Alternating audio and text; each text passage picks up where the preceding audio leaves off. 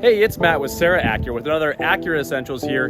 Today what we're going to be talking about is we're going to look at a 2023 Acura MDX, and we're going to go over, I don't want to go over just how the touchpad works, but I want to show you the screen, how that works. So basically what we're going to be doing is do essentially what we would do in a full delivery of the MDX and show you how that screen interacts with the touchpad, go through all some of the settings and show you the different tricks along the way. So without further ado, let's go check it out. All right, so you just got into your brand new 2022 or 2023 Acura MDX. And what we're gonna show you is we're gonna show you kind of a full rundown of the entire screen, show you all the different setups and settings that you might come across as you're going through your vehicle. Now, I don't want this tutorial to be about how to use the touchpad. Obviously, we could talk a little bit about how that works, but I want to kind of go through all the different components that you have up here, whether it be your navigation, your phone, your Sirius XM, FM radio, you know, all these different settings that you have up here. Now, this is going to be pretty much the same in any 2022 and newer MDX, and it will pretty much be pretty close to the same as what you might find in a 2019 MDX and newer and a 2021 TLX and newer. The Integra is a completely different story. So let's go ahead and get to it. So the first thing is, how do I interact with the vehicle? Well, Acura, we use this touchpad right down here, and this touchpad right down here pretty much acts exactly as a touchscreen. So what I mean by that is you'll see in the top left-hand corner of the screen, you have navigation, for example. Now, default settings, this is how your screen is going to look. It's very possible that if you get a new car, or you know, you got a pre-owned one that's similar, that some of these icons might not be in the same spot. Someone may have moved them around, and I'll show you how to do that in just a second. But the first thing, again, what I want to do is kind of just show you, get you oriented with the pad. Now, I know if you read stuff online, everyone says, oh, it's too hard to manage, deal with. It's really not that hard. So just to kind of go through it real quick and explain to you how it works, it's a one-to-one touchpad. So exactly where my finger's at, so again, all I'm doing is just resting my finger on the pad and I'm making that connection with what's on the screen up there. So I'm just lightly resting my finger on the pad. Again, the one thing you don't want to do is you don't want to drag, because your finger is the cursor. So notice as soon as I let go, that red marker kind of goes away, and people all automatically think, okay, that's what I'm highlighted, that's what I'm selecting right now. That's not the case. So your finger is the cursor. So right now, what we're gonna do, we're gonna take this step by step. We are going to go ahead and go into the navigation. So in the navigation here, I'm gonna lightly press on the pad. When I'm ready to make a selection, I just click the pad like that. Okay. A couple of quick things. The back button is your friend. The home button will take you all the way home here. Back button will just take you back a screen. But the back button is nice because that way you don't have to go back an entire, you know, all the way back home if you're in the middle of different settings, for example. So we'll go ahead and go back to navigation there. Again, lightly touch the pad, and then once you're ready to make that selection, go ahead and click it. Going back real quick, a long press, which we'll get into in a minute, like this. If you were to click and hold like this, you'll notice it kind of brings up what I call like the editing screen, and from there you can actually rearrange these apps. You can put them wherever you like. You can actually remove them, but we'll get into that later. So I'm just gonna hit the back button to kind of take me back out of that. I'm gonna go ahead and go back into navigation. Now, if this is the first time that you are using this screen or in your car, is you're gonna get this prompt. And basically what happens is the Acuras have connected features. Now, these connected features have to do with the fact that you can actually have your map connected. Now, to do that, you either have to use your phone's hotspot, or you have to use the in-car Wi-Fi, which you have to pay for. So I'm not gonna get into that right now. Typically what I recommend is continuing offline. I'm not gonna change this for now since this is not my car. This is just one of the new cars we have. So we're gonna do continue offline. And notice right here, we have all of our map options, and I'll explain to you each one of those things in just a second. So notice as I stop touching the pad, all those options go away. To have them show back up, you're just gonna touch the pad a little bit and you'll see all those options come back up there. So we'll kind of go right to left, or left to right here. So the one on the left here, that one is screen orientation. It kind of looks like a little compass symbol. So if I go ahead and select that, it's going to change my map orientation. It's gonna change from north up. The next one's going to be heading up. And lastly, it's going to be the 3D view. So we can get into the differences of those things if you like. I'm not necessarily going to do that. Most people are going to use this 3D view since that's what most people are used to, like on their phone. The next thing down, and again, all I'm doing is identifying where those things are at on the touchpad in relationship to the screen. I'm not going to keep reiterating this. I'll just kind of bring it up at the beginning. That way, once you kind of get used to how this functions, you know exactly where to go from there. So notice I'm not dragging. I'm just saying, okay, I think that icon is about right there on the pad. So right there, these are map layers. So these layers are going to be things like building your landmarks, if you want to show traffic or not, or show points of interest. That's up to you if you want to have all those things checked. We're going to leave them checked for now. I'm not going to get into taking those things off. We don't have any buildings around here to really show you what that might look like. But there's really no reason to have those things off, in my opinion. So we're going to hit the back button. Again, the back button is your friend because we're just going to go back one screen as opposed to going all the way home, which you don't want to do each time. The last thing I'm going to do is show you Find. I'm going to show you some of these other things first. Now, the Explore is interesting because this is where you can actually move your map around. And a lot of people don't know this, and I usually don't get into this from a sales standpoint because I don't find it necessary, is you can actually drag this screen around, but you have to use two fingers like this. So if you were trying to see something that like is, you know, we have a golf course right over here. If you're trying to see where that's at in relationship to where you are at, you know, that might be beneficial. I never really do this most of the time because I just don't think it works that well. You know, notice I have to kind of really drag this to kind of get there. You know, there might be a use for this, but I don't necessarily recommend it. It does show different icons on there. For example, down here we have the Acura store, and again, that's basically right there on the pad. Again, everything is just mapped one-to-one. So if I select it, it's going to show me, hey, this is Serra Acura. If you have your phone paired, you can say call. You could start route, whatever it is that you want to do. So there are some benefits to it. The next thing you could do, and again, you could kind of still swipe. It's up to you how you want to use this. Right down there, there's a little marker. So if I select this, I can drop a pin anywhere. So if I did want to get directions to this golf course, which is right here. Oh, I'm going to go ahead and try that again right there. Oh, it's not going to let me do that. I guess it didn't let me choose that because it wasn't really a road necessarily. So let's just say that I can go up to the top right-hand corner because that's where it says done. I'm going to go ahead and do that. And then I can get directions to that pin. Again, these aren't really necessarily great ways to search for something, but if you wanted to try that, you're welcome to. The back button, again, just takes you back a screen.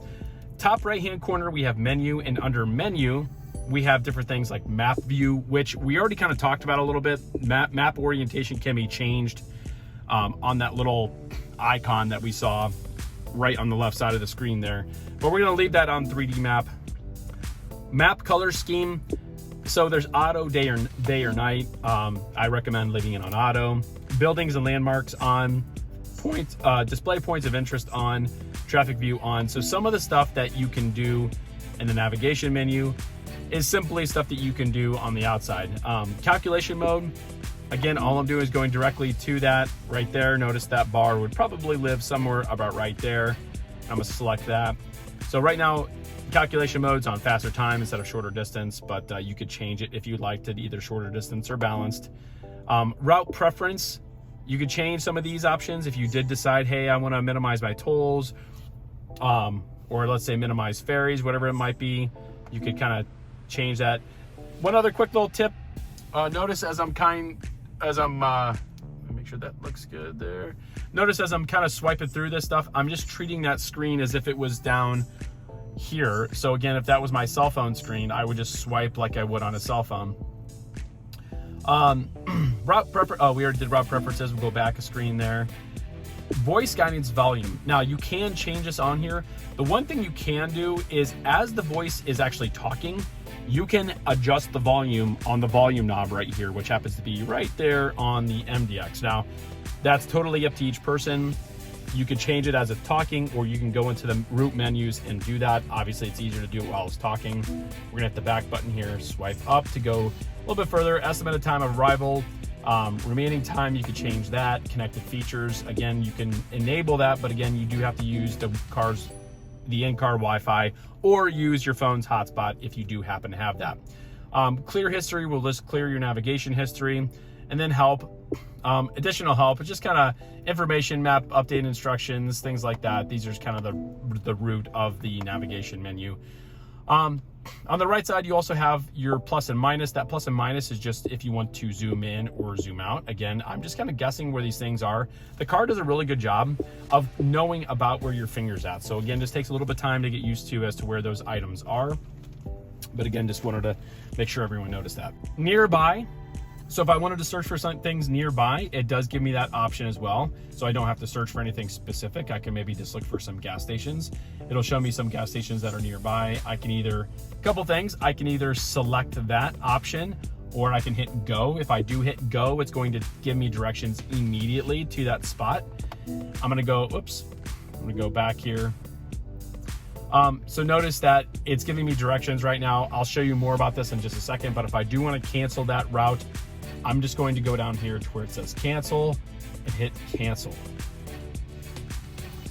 All right, so we'll go back to nearby here just to kind of show you what that looks like again. If I do select that option, instead of just hitting go, it's gonna show me different options, like if I wanted to add that to favorites or if I need to make that phone call. Again, I don't have a phone paired, so it's not going to do that.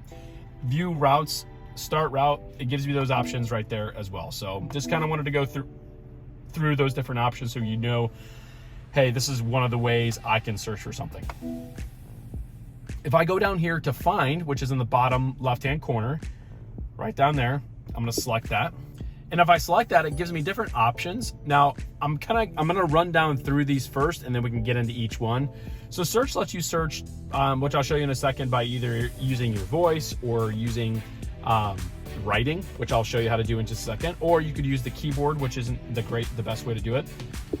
Browse is kind of like using the nearby things. If you're trying to browse different options, you could do that as well. So for example, if I select food, it gives me different options. Let's say bakery, it's going to show you different options nearby, so very similar to what it was before. If I go to recents, it's going to show recent places that I've searched for. The Circle K right down there is the one I recently did. The other option is if you have the Acura Link app installed, which everyone who has a 2023 or newer Acura needs to install the Acura Link, because you get 3 years free of the remote features, of the connected features. So please download that if you haven't already. Please make sure you get a chance to do that. It's neat because on the app, I can actually send destinations or download destinations from the app to the vehicle, which I can't show you right now, but maybe we'll show you in another video. Right down here, you have set home address. So I could set my home address if I would like to, or I could go down here to where it says add favorite. We're not gonna do that. So what I wanna do is I'm gonna give you the option of finding something. We're gonna go ahead and go to find. We're gonna go to search. And under search, we have essentially 3 different options. We have the voice that we could use the keyboard, or we can write it in. My favorite way is to write it in. If you are using the car's navigation system, you can use the voice, or you could use the keyboard. I will show you each way just so that way you know how that looks. So if I hit the little microphone up here, I'm gonna select it, and I'm gonna say an address or a place. I'm just gonna use an address because I find that the easiest way. So if I go, again, top left-hand corner, select the microphone, 921 Interstate Parkway, Akron, Ohio.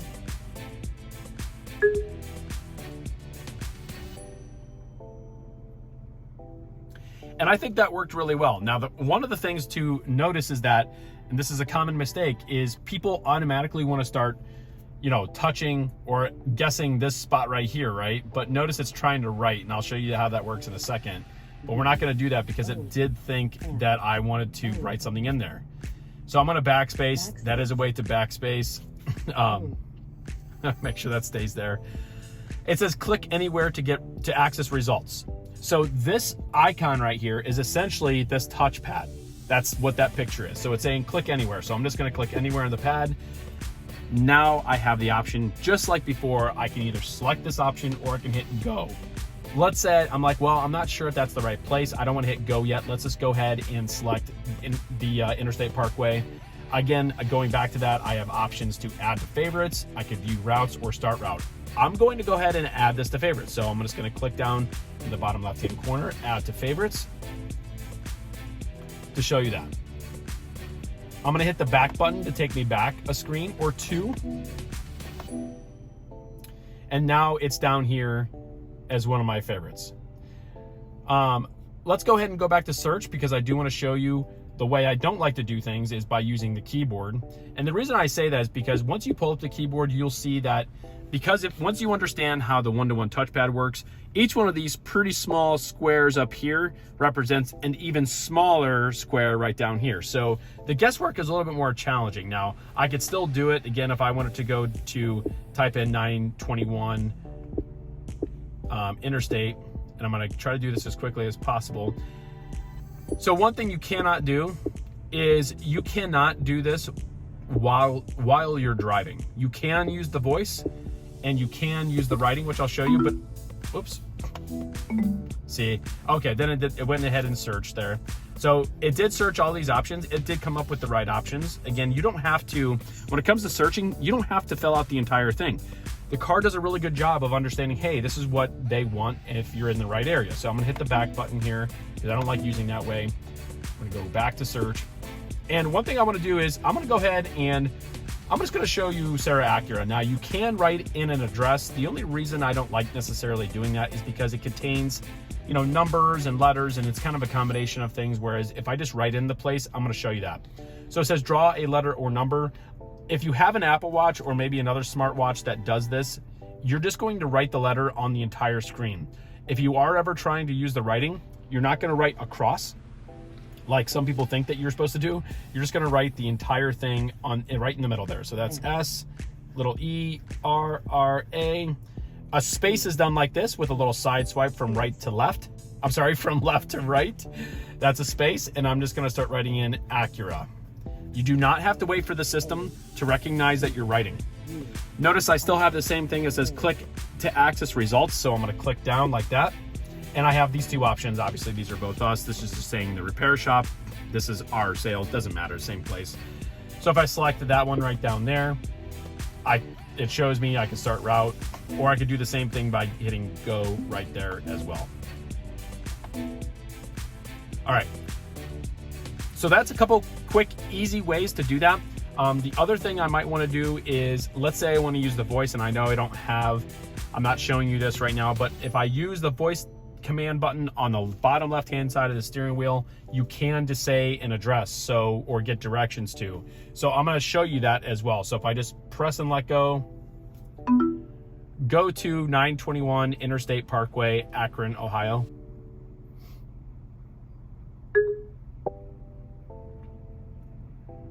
Here is more information for 921 Interstate Parkway. Would you like to begin the route? No. So notice there, one thing that was different was the fact that when I use the voice commands, I need to give the car a command like go to, as opposed to when I'm just searching up here, all this is doing is saying, hey, fill in that blank right here. So if I say go to an address, it's going to think it's trying to fill out a place that says go to. So I don't want to do that. I just want to fill out what it's asking me to do right up there.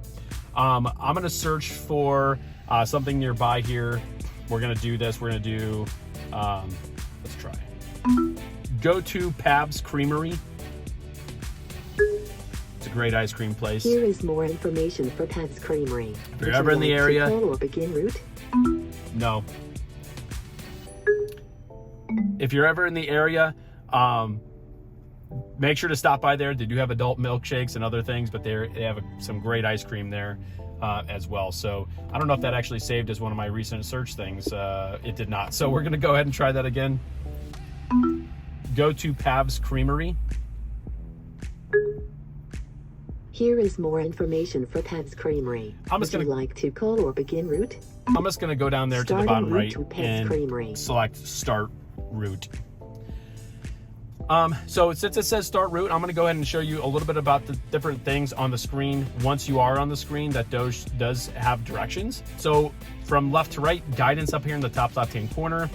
If I select that, typically it'll tell me what my next turn-by-turn direction is, but since I'm on an unnamed road, it's not going to necessarily tell me anything.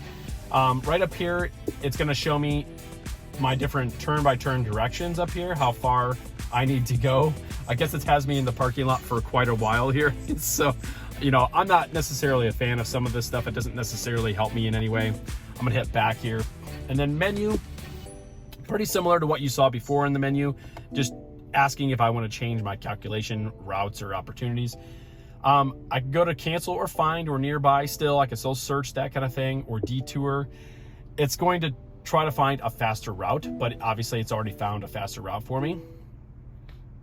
And then right down here, it's just going to show me information about where I'm going, how far it is away, and how long it's going to take to get there. All right, we're going to hit back here. I'm going to cancel. All right, let's go back to find here. We're going to go to recents, and then Pav's Creamery. So what I'm going to do here is, these are my recents. I'm going to save this as a favorite. So I'm going to go ahead, and this is actually something to learn throughout the entire car's infotainment system. So if I push and hold on an item like this, it gives me options like if I want to add to favorites or if I want to add to home page. So I'm going to go ahead and go to add to favorites. And by adding to favorites, it now has become one of the options down here in the bottom. So similarly, when you use FM radio or XM, if you're familiar with this stuff, this looks almost the same down here. So we'll get into that a little bit later too. So you could save a bunch of different options down here at the bottom. It just kind of swipes at the bottom here to select those different options. Right now, obviously you only have 2 different options. So I'm just gonna leave those down here. Now, the other option it gave me, so I'm gonna go ahead and push and hold this again, is it says add to home page. And simply what that means is it's going to add a new icon. So that is something that is the same throughout the entire infotainment system here. If you want to save like a specific person, or if you want to save a radio station to your homepage, you can. I'm going to do that to show you what that looks like. So if you go to add to homepage right here, it's going to add a shortcut to the homepage. Again, I'm still in edit mode. So if I do want to back out of that, just go ahead and hit the back button. It is your friend. And then I'm going to go back home here because I'm going to show you what that looks like. So we're going to go ahead and go back over. Say, hey, I saved Pav's Creamery as a new icon. Where is it? Saved as on the home page. So notice it puts it kind of at the end. Very similar to like how a phone downloads apps. It's going to put it at the very end. So it's right down here. So now if this is somewhere I frequent and I want to go there quickly, instead of going all the way through the navigation menus and searching for it, I can just do this. I can select it, and now it'll automatically take me to that place and show my navigation there. One little side note, and no pun intended here, but this right side here, that right side can be swiped through different things. So I'm gonna kind of get ahead of myself here for just a second, because let's say I'm listening to the radio, I'm gonna turn it on there. Whoa, I don't know what I'm listening to there. So I showed this in a video here as well. If you have a chance to watch that, it's a full delivery of an MDX. If I click down on that right side, it's going to swap those 2 screens. What that allows me to do is be able to then say, okay, I'm gonna listen to this station now, but still be able to see what's happening on the right side of my screen here. So I can still see my navigation directions right there, so I don't miss out on that. If I wanna swap it back, again, I can push kind of anywhere on this right side here. I'm just gonna push and click down, and then it's going to show me on the main screen the navigation again. I'm going to go ahead and go down here to cancel. We'll cancel that out to show you guys that. All right.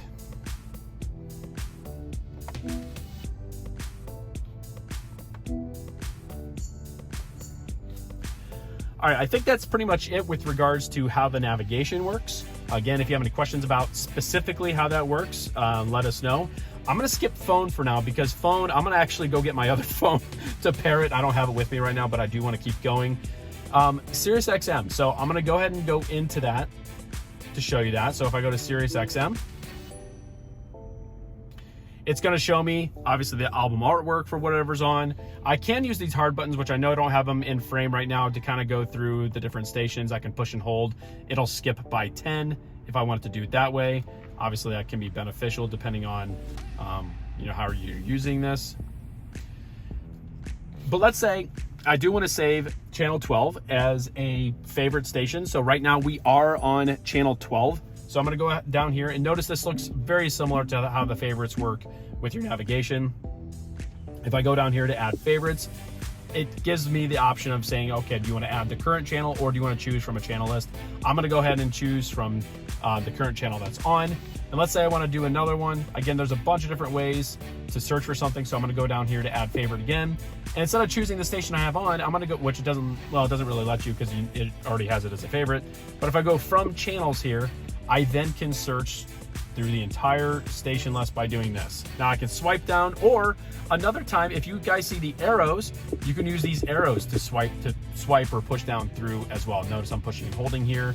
That way you know, okay, here's how this works. So you kind of swipe anywhere to kind of go through these different stations. If I want to search the station list, hey, look at that. It looks just like how the navigation works. So I can either search via keyboard, or I can write in. Let's just use the example I used the other day. So Margaritaville, I'm going to do M-A-R-G. And notice right there, it came up with Margaritaville. I'm going to click anywhere to get results, just like I did with the navigation. And I'm going to select Margaritaville as one of my favorites. Notice one thing that we get this question on a lot is, where did my favorite go? Or my add favorites. I can only add 4 stations. No, you can add more. It's just down here, you just have to swipe over and you'll see the rest of your favorites, or if you do want to add more favorites. All right, the other thing you can do, which I don't have 3 cameras set up, but you can use the voice. So if I did want to listen to a specific station on Sirius XM, I can, again, just push and let go of the voice command, tune to channel 20 Sirius XM.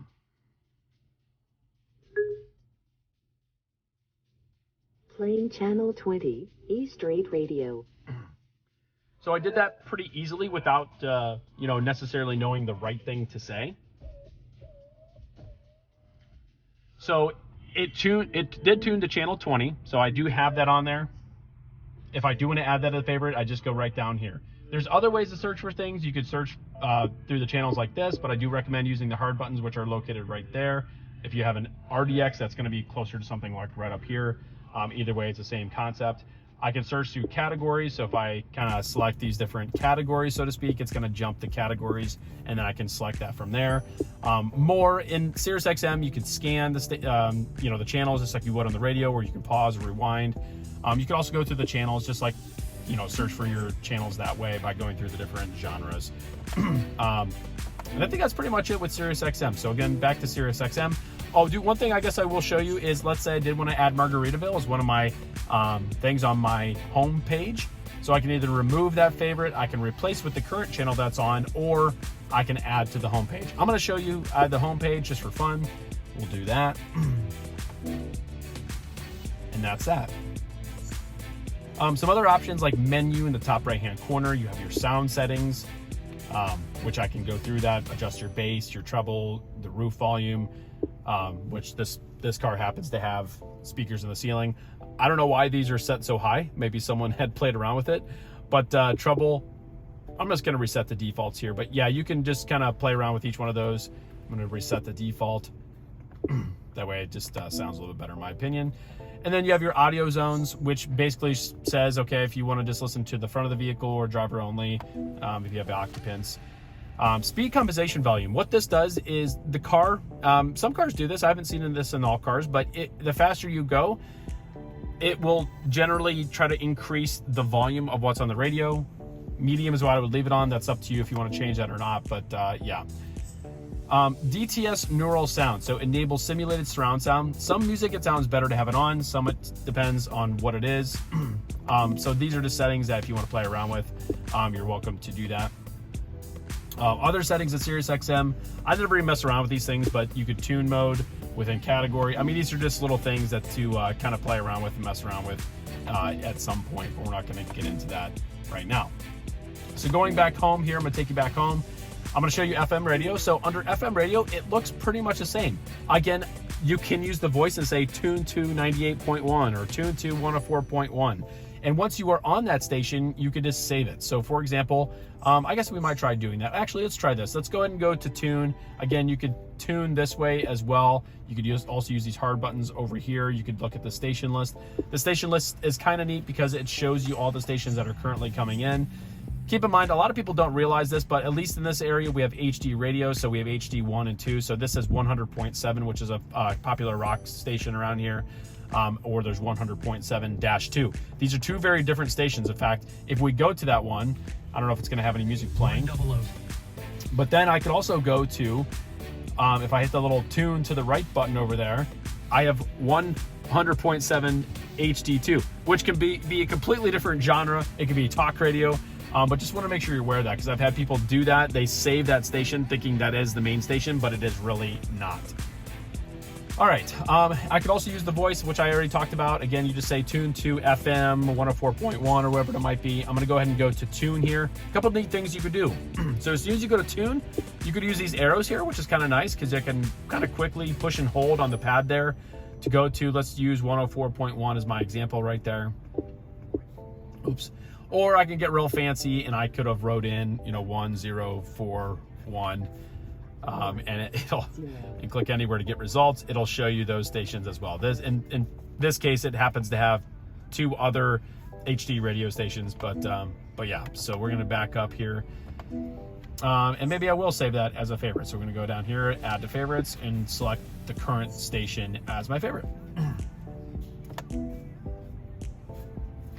The Apple CarPlay, Android Auto, we'll have kind of separate videos regarding that, just because, I already do have a video regarding Apple CarPlay and how that operates. Smart shortcuts. So going through the smart shortcuts, if you go to this, you do have to turn it on. And essentially what it is the car will learn your navigation history, your calling history, your listening preferences. All that stuff will improve over time. Now, the interesting thing is, if you're someone who does use the Apple CarPlay or the Android Auto, this doesn't necessarily matter so much. Now, it might with your radio, or it might maybe with your navigation system, but most people are gonna use their phone for the Apple CarPlay for calling. They're gonna use it for their navigation, not necessarily, obviously, the radio. So it's up to you. You just hit get started right down here at the bottom, and then it'll start to learn those things over time. I'll just show you what that looks like. So right now it's just showing you, and you can set up different profiles, but right now it's just showing you what those different options are, meaning this is stuff that has already been on the radio. So over time, it's going to keep cycling through those things and showing you those different options along the way. System updates every once in a while. So I do recommend something. What I'll show you later is how to connect your car to the internet at your home, because you may get a little icon right down here if there is any updates to the system, telling you, hey, you have an update. It'll show you like a little exclamation point. For now, we're gonna skip that. Bluetooth audio. So again, Bluetooth audio, obviously, once you pair your phone via Bluetooth, again, this car has the wireless Apple CarPlay, wireless Android Auto. So once you pair that via Bluetooth, you probably won't even use the Bluetooth audio, honestly. It's just not something that many people see. Social playlists. Now, social playlist, what this is if you have, so Cabin Control is the app that you can download. I very rarely talk about this, and many people don't necessarily care about it. It is kind of neat. It's called the Acura Cabin Control, and essentially what you could do with it is your rear occupants, whether it be kids or whoever it is that's in the car, can download the app, connect to the car's Wi-Fi, not the hotspot. The car does project some Wi-Fi, and you can actually, in your phone, you can go through and you could select songs to play in the social playlist. The other neat thing you could do with that app is you can actually send destinations from that app to the car's navigation system. You can also control the sunshade. You can also control the heat and cooling in the back. So it is kind of a neat app if you ever get a chance to download it. We can make a whole nother video regarding how that works. USB audio. So again, this is another app that most people just necessarily won't use because they're probably going to be using their phone for the most part. Now, I know there's still a select few people out there who are using like an iPod or whatever it might be and plug that in, or even just like a USB stick and using that. But again, that's just one of those things that many people aren't going to be using. AM radio, I'm not going to get into this too much because FM looks the same. There's no difference as to how to operate it. You can still use the voice, you can still use the tuning function. Setting up favorites is the same way, so I'm not going to show you how that works because then that's just overkill. Alexa. So I may make another video on this in the future. I have yet to have anyone kind of try that out. I use Alexa devices at home quite a bit. I do believe you have to have the in-car hotspot in order to have that function properly, because Alexa does have to be connected to the internet. So you could also try to connect your car to your phone's hotspot. That type of connection isn't as good, but it does have Alexa built in. It does have an AT&T Hotspot. Now, if you did want to use that, you could turn the hotspot on, And then it kind of, and it does give you options as to how that works. It shows you what the hotspot name is, the password, but you do have to pay for that. You do have to go to AT&T.com and set up a billing cycle for that. So I believe it's like 5 gigabytes, it's like $10 a month, and then limited is like $20 a month, or that might be $10 now. I haven't looked that up lately, but maybe we'll show another video on that, how that works another time. Cabin talk, I don't necessarily use cabin talk, but if I do use cabin talk, basically what it does is it allows you to talk to the rear occupants. I'm going to turn it on. I'm going to see if this works here. I'm going to turn that off there. Hello, testing. Testing. So you probably can't hear it in the back there, but when you're using it, it kind of, what it does is it uses the speakers in the back to be able to talk to the rear occupants. I don't find it necessary. So you may even get rid of that, and I'll show you how to do it in a second. There's settings, which I'm going to save for last, because settings is the most, cumbersome thing. Acura Link. So if you download Acura Link app, please make sure to do that. This is just basically going to show you on the app. It's going to allow you to remote start your vehicle, lock and unlock it. This is just data collecting for your vehicle, so that way, the car and Acura better know when to basically serve you. I'm not going to get into that right now because you have to connect your phone to do that. Messages. Now, this is an interesting one because typically, so if you had Bluetooth turned on, let's say your Android device, now you can do this on an iPhone. I don't think it's any better than just using the Apple CarPlay, because it will show you messages from your phone here. It's a little bit more challenging to connect or to send messages through this way. But if you're using Apple CarPlay or Android Auto, it's going to be a lot better to interact with your messages that way. Now, Android devices work a little bit better with this, just simply because this is an Android-based operating system, and it seems to want to work better with that, which is totally fine. Now, we still have our 2 favorites that we saved here on our main page. I do want to show you how to move them and potentially delete them. So again, going back to what I showed you earlier, if you push and hold down on any of these apps or icons, it gives me kind of this editing screen, right? So I can move it kind of to where I want it to be here. So notice there's like this red bracket around here. So if I wanted to move this here, for example, it's going to scoot it there. I'm still in edit mode, so I'm still moving these around. Or if I want to move it kind of back to where it was, I can do that. Or if I wanted to move it to the main page, I'm going to select it. And I'm going to swipe over to the main page. And I'm going to put it right down here by system updates, let's say. And I'm going to hit back. Hit the back button right there. And then now it's on the main page. Now, there might be certain things that you want to save that are like a little bit easier to find. And again, I can do this with the radio, where I did this with Sirius XM as well. So maybe you can make a whole page of Sirius XM favorites. Now, once I do select, let's say Margaritaville, it is going to take me directly to that station, as well as take me to the station, but also take me to the Sirius XM menu, so to speak. So I'm going to do something here. I'm going to go ahead and go home here. I'm going to delete the Pabst Creamery. So I'm going to push and hold that on the pad. And then notice right up top here is where it says remove from homepage. So I'm going to go ahead and say remove from homepage. Now it's gone. I'm still in edit mode, so I'm going to swipe back over to here, to Margaritaville. I'm going to select it. I'm going to remove from homepage. I'm going to hit the back button to kind of take me out of that. So notice I did kind of shift some things around there in different spots now, but I'm going to move settings to the main page. I'm going to push and hold that. I'm going to swipe back over here and select it where I want it to be. So the only goofy thing is, if I did want to move that over there, I have to kind of do it a second time. But anyway, it's not a big deal. Just keep in mind, you do have to do that like a second or third time. I'm going to hit the back button again to take me out of that editing mode, so to speak. And then I can go back through here, and again, I can delete things off of here. So for example, we talked about Bluetooth audio not necessarily being important, maybe even the social playlist, or any of these. That's totally up to you. I'm just going to do it with one. So if I did want to get rid of one of these apps, I'm going to get rid of USB audio. I'm going to push and hold down until it gives me, again, the editing mode where I can move it around, or it gives me an option at the top to remove from homepage. Now, one thing interesting, if you do have a car with the head-up display, it will give you an option to add it to your head-up display. Now, I'll probably do a full another video on how that kind of works to show you, hey, here's how you can edit things, or show you how that looks on your heads-up display. So notice that app is now gone. Now, people do this all the time. They accidentally delete navigation, or they delete some of the main ones that they might use.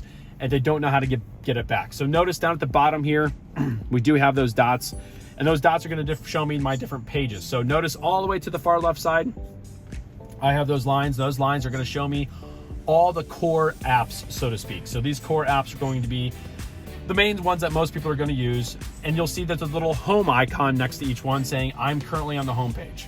Now, as I go down through this, you'll notice that USB audio does not have a home icon next to it. So again, if I'm selecting this, I can select it.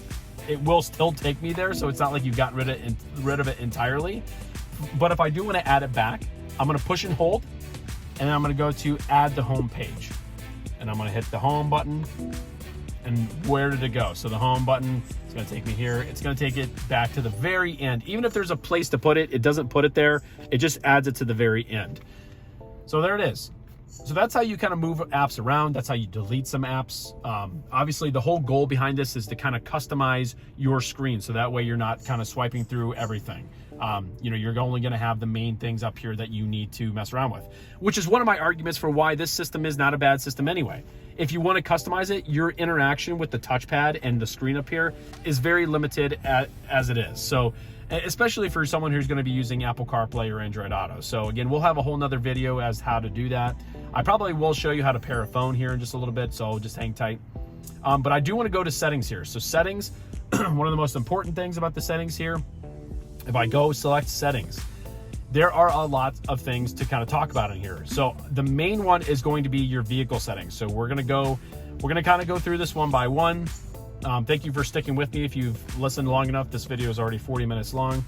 So if I go to system, under system, there are system volumes. So there's system sounds, there's phone calls, voice recognition, your navigation guidance. Any volumes that might be associated with the vehicle are going to be found under system volumes. Touchpad sensitivity. I know a lot of people think it's too sensitive. I think they're just using it wrong. So I think it's just fine. But again, that is something you can change. Date and time. So you can change the time format. You can set the date and the time. You can set the time zone. One thing before I go any further, and I get this question a lot, is can I change the font size on my screen? The answer to that is no, and I'm very sorry. I'm not sure. It is what it is. System units, obviously we don't need to change that. We don't need to change it to kilometers. We'll hit the back button right there. I'm gonna swipe down. Swipe down through language. It's on English. You can only change it, I believe, to French and Spanish right now, which is yep. Factory data reset. So once I'm done here, to set it back to the factory, I'm gonna go ahead and do that once I'm done. About the system information, it's gonna show you the IP address, the serial number, all these different little bits of information that are regarding the car or the software in the car. And then some advanced options like location access or interruptions. Actually not sure what interruption, these are for, I guess, reminders or calls, things like that, which I didn't realize you could even do that. See, I never even had a chance to necessarily go through all these things because it's probably not that important, honestly. So under connections, which is the next one, you can manage things like your Bluetooth connections. So if I go to Bluetooth, I can connect a device. I can go to options right up here, which doesn't show me much right now because I have a phone connected. Now Wi-Fi, if I go to Wi-Fi, you can connect, again, your car to the home Wi-Fi or to your house's Wi-Fi. So right now I do want to show you how to do that because I would say that's a relatively important thing. So go ahead and find your Wi-Fi. There is ours, Serra Auto Park. And this is our public access Wi-Fi. So it's going to be Serra Auto Park, all lowercase, all one word. Now the challenge is when you're doing this stuff is maybe it's better to use a keyboard because there may be certain characters that you might have to use in there. So I'm going to do that actually. I'm going to do SERRAUTOPARK.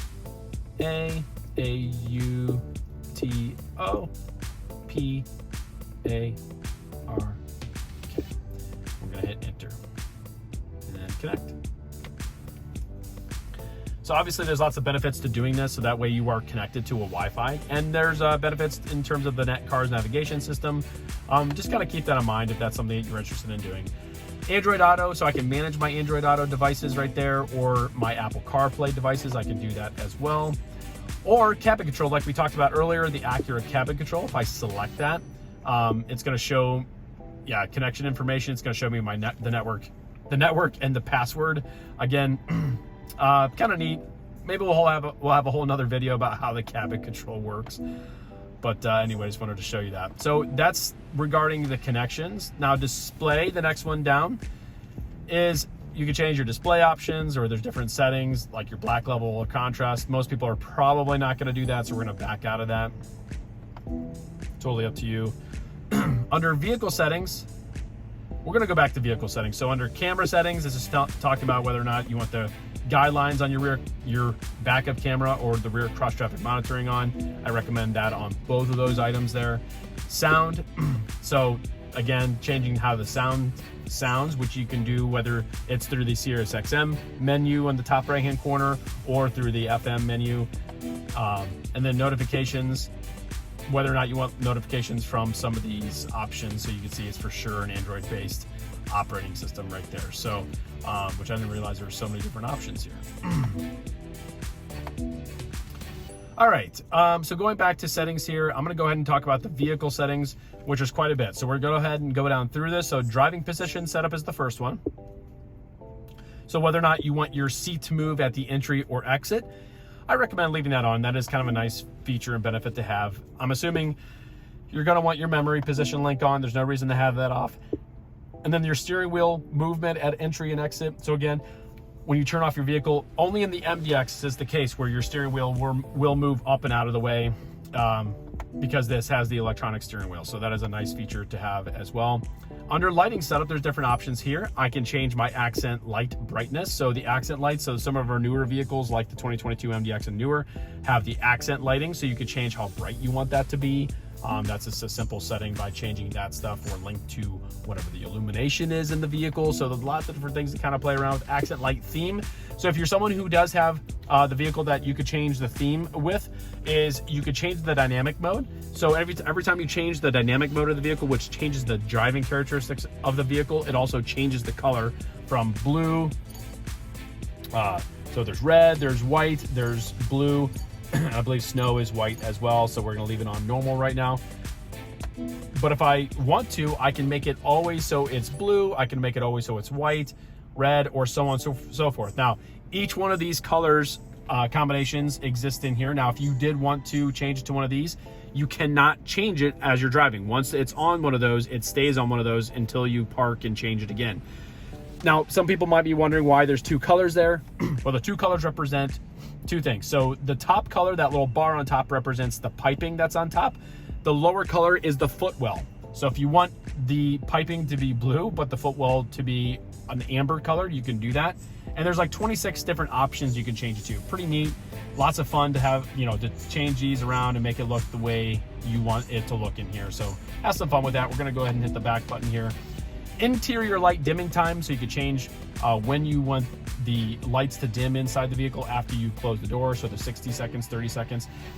Before I get too much further, a lot of these are already on a default that most people are pretty comfortable with. So this is on 30 seconds. Most people aren't going to change some of these things, but I just want to make sure you are aware of those different options. Same thing with headlight auto off timer. So basically after you close your driver door, how long do you want the headlights to remain on? Those are just the different options there. We're going to go down one more page here. Auto interior illumination sensitivity. So basically, when the exterior lights switch on, when you want those on in auto mode, the sensitivity of the brightness change of the instrument panel. Again, medium is probably right. I can't explain to you what that's going to look like, whether you have it on minimum or max, but that's, again, just something to kind of play around with. Auto headlight on with wiper. I recommend leaving that on, just so that way if it's raining and your headlights are on, it'll start wiping. Even if you don't have it on the auto mode, which this car does have the auto rain sensing windshield wipers. And then the auto light sensitivity. So basically it just changes when your headlights are on. So whether or not you want it on max or min, I recommend just leaving it on medium unless you find that your headlights aren't turning on soon enough for you. So, all right, going to go back a screen here. Door setup. So under door setup, we have auto door lock. It's when you want the vehicle to lock its doors. So there's with vehicle speed, there's shift from park. Most people pick with vehicle speed, but you're welcome to change it to shift from park. Auto door unlock. So this is, a lot of times people like this one when you shift to park. So that way, if you do have occupants in the back, you can actually, as soon as you put the car in park, you can actually have the doors unlocked. But that's, again, one of those options that you can change. Key and remote unlock. Key and remote unlock mode. So driver door or all doors. It says sets up either the driver door or all doors on the first push of the button. Most people are okay with just pushing the button twice to unlock all the doors. You don't have to change that. That's up to you. Keyless lock answer back. So this is kind of neat. So it says lock or unlock, the exterior lights flash on the second push and the beeper sounds. So most people leave that on unless you just don't want that stuff on at all. Security relock timer. So this is kind of nice. I do recommend changing it to 60 seconds on that, just simply because, you know, after you unlock the vehicle, you have 30 seconds to get inside the car before it unlocks again. Now, it is kind of nice that it happens because let's say you're talking to someone and you totally forget, hey, to lock the car after you unlock it, the car relocks itself. So that's up to you what you want to change that to. Auto folding door mirror. So obviously this specific car has the folding mirrors. When you lock the vehicle, that's what this is talking about. It will fold the mirrors, which is fine. Or you can have it on manual only, which you do have to just press the button to have the mirrors fold if you would like to do that. So we're going to go back a couple things here. And then power tailgate setup. So power tailgate keyless open mode. So it changes the keyless setting for when the power tailgate opens. Most people leave it on anytime. There's no reason to change that one. And the same thing with the power open by outer handle. There's no reason to change that one either. Keyless access setup. So under keyless access setup, you have door unlock mode. So this changes which doors are unlocked when you use the keyless. So right now it's on driver door. I do recommend that. You can always touch in this vehicle. You can touch any of the other three doors, I should say. It'll unlock all of the doors on this setting. If you have it on all doors, it simply means the driver door will unlock all of the doors as well, which is supposed to be a safety and security setting. Keyless access light flash. So if you want if you want your parking lights to flash when you unlock the car, I recommend leaving that on. But again, you can turn it off if you'd like. Keyless access beep. So that's when the car beeps when you unlock it or lock it. Again, leave that on. Now, walk away auto lock. Now, some people really like this feature. I, on the other hand, do not like this feature. And the reason being is because if your car is parked in your garage and you walk away from the vehicle and you have your keys inside the house, all of a sudden, each time you want to go back out to the car, you'll find that it's locked unless you take the key back out with you, which can sometimes be annoying, especially if you're just trying to get something out of the car quickly. So it used to be that was enabled as the default a few years back. Disabled is now the default, so I recommend leaving it on that. Lockout protection. So it says when enabled, if the door is locked, then closed, and the keyless remote is not able to be located due to the proximity or interference, the doors will unlock and a warning will sound. The driver can then locate the remote. The doors will relock after 15 seconds. So we've had this happen a few times to our vehicles here. Basically, if the car doesn't sense that the key is not near it, it basically is going to say, hey, I'm not locked, and it's going to kind of beep at you, letting you know that's not the case. Remote window opening. So this is something that if you had an Acura and Honda for years, if you press and held the unlock button, you can actually roll down all your windows and open up your sunroof. Now, some people have not liked that over the years because some people have accidentally opened up their windows or opened up their sunroof and then it rained, right? So you can disable that. I don't think you could disable that in some of the older vehicles, so that is kind of interesting. Let's see, meter setup. Under meter setup, you can adjust the outside temperature display. I still have yet to figure out why you'd want to do that, but you can. Trip A and Trip B reset timing. So if you don't want to reset the trips manually, you can actually have it reset every time you refuel or every time you turn the ignition off, or just manually reset. That's up to you. That is an option for both Trip A and Trip B. Reverse shift position beep. So the car does a little chime when you put it in reverse. I think it's kind of nice that we do that because that way you know that you put the car in reverse when you're doing that. Down here you have adjust the alarm volume. So changes the alarm volume such as buzzers, warnings, things like that. So medium is probably what you want to leave it on.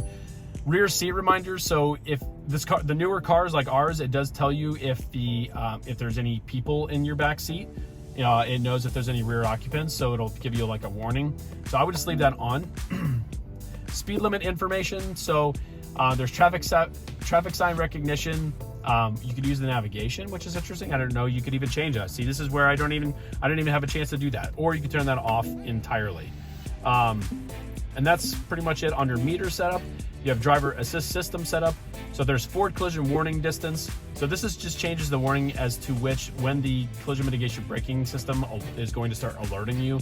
If you're someone that it comes on all the time, you can maybe make it a little bit shorter or longer if you want it to warn you more frequently. ACC forward vehicle detect beep. You do not need to change this one. This is just telling you when a vehicle goes out of range for your adaptive cruise control. If this is on, I promise you'll get more beepings than you care to have. This has nothing to do with how the adaptive cruise control operates. It has everything to do with just telling you that there's not a car there anymore. Road departure mitigation settings. So if you're someone who likes the road departure mitigation but doesn't want the steering wheel shaking all the time, you can keep it on normal if you'd like, or you can make it wider, which simply means the car is going to make the path a little bit wider before it actually starts warning you. And then warning only. So if you're someone who would rather, and then there's narrow, which I don't recommend that, but warning only is simply where if you put it on that, the steering wheel will not shake, but it'll still give you the warning that you're leaving the lane. So again, up to each person how you want that to work. Same thing with lane keep assist suspend beep. That's very similar to the adaptive cruise. Forward vehicle detect beep is just telling you every time that you leave, that the car cannot see the lanes anymore, it'll beep at you. I don't recommend leaving that on. That's again totally up to you, but I don't recommend that. Down here we have our blind spot information. There's literally no reason to change this unless you just don't want the audible alert. And then driver attention monitor. So this is where it's going to let you know if you need to basically pull over. So there's the tactile alert or the tactile and audible alert. That's when the coffee bar fills up, or you can turn that off altogether. Again, that's totally up to you. If you know what I'm talking about with the coffee bar, there's on the you can't see it over here, but it's on the screen over here where there's a little coffee symbol and there's a bar underneath it letting you know, hey, you need to basically pull over and get a cup of coffee. So all right, then finally there's the maintenance information. So there's the oil life right there, or engine oil, or letting you know what type of maintenance is due on the vehicle. You can reset all of those if you would like to, but that's where you would do that as well. All right, I think that covers pretty much everything. So in the top one other thing in the top right hand corner here, notice I'm just touching the top right hand corner of this pad here. I'm not like swiping through this, which you can, but just right at the top here, I'm going to select right there. It's going to show you different notifications on your vehicle. So sometimes your Acura Link notifications will show up here, as well as some maintenance information might show up here, but that's just accessed by touching the very top part of that touchpad right there. All right, so if you have any other questions regarding the setup of that screen or how you interact with it, obviously feel free to leave a comment. And again, make sure to like and subscribe. That's how we keep this content going. We want to make sure that we're providing information to everyone who has an Acura or is interested in Acura and knowing more about it. Just getting the most out of your vehicle. So hopefully that video helped with any questions that you might have had. And again, if there's anything we can do for you guys, please feel free to, again, leave a comment or give us a call or stop by. Super friendly people here. We're here to help you to make sure you have a great experience with your vehicle. Again, we'll keep more content like this coming. We'll try to do a good job of answering some of those questions. And as always, we look forward to seeing you next time. Thank you again so much for watching, and have a good one.